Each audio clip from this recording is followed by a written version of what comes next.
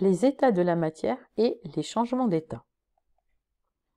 L'hydrosphère de la Terre montre que l'eau existe sous les 3 états de la matière: solide, liquide et gaz. Un solide possède une forme propre et un volume propre. Il est incompressible car les molécules sont peu liées les unes aux autres et sont rangées. L'état solide est dit compact et ordonné. Un liquide possède un volume propre, mais pas de forme propre. La surface libre d'un liquide est plane et horizontale. Un liquide est incompressible car les molécules sont peu liées, elles se déplacent et restent en contact. L'état liquide est dit compact et désordonné. Un gaz n'a pas de forme propre ni de volume propre. Dans un gaz, les molécules sont libres et elles occupent tout l'espace qui leur est offert. L'état gazeux est dit dispersé et désordonné. Attention, la vapeur d'eau est un gaz invisible. Il existe plusieurs changements d'état, comme la solidification, la fusion, la vaporisation et la liquéfaction.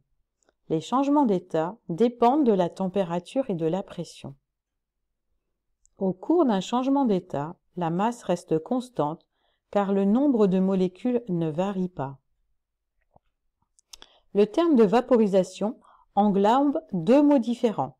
L'ébullition, qui est l'action de vaporiser un liquide à l'aide d'une source de chaleur comme un réchaud, ou l'évaporation, qui est l'action de vaporiser le liquide à l'air ambiant. Au cours de l'ébullition, pendant toute la durée du changement d'état, la température reste constante. La courbe de la température en fonction du temps pour l'eau pure montre un palier de température. Le changement d'état d'un corps pur se fait donc à une température constante. À la pression atmosphérique normale, l'eau pure bout à 100 degrés Celsius. La température d'ébullition de l'eau dépend de la pression de l'air. Quand la pression diminue, la température d'ébullition diminue également. Pour solidifier l'eau, il faut faire baisser la température. Pour cela, on utilise un mélange réfrigérant composé de glaçons et de gros sel.